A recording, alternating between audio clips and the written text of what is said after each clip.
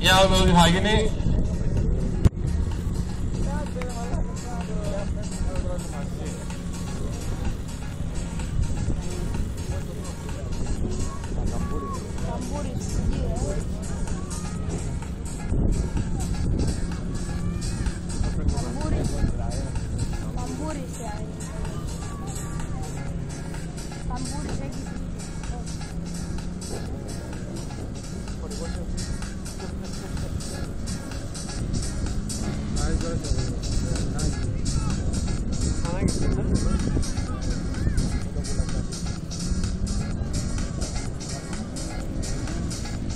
Για να δούμε μια πολύ ωραία μάχη, για να δούμε.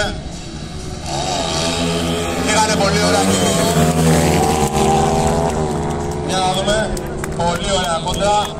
0-4-11 αντίδραση για τον αριστερό, 0-4-56 για το δεξί.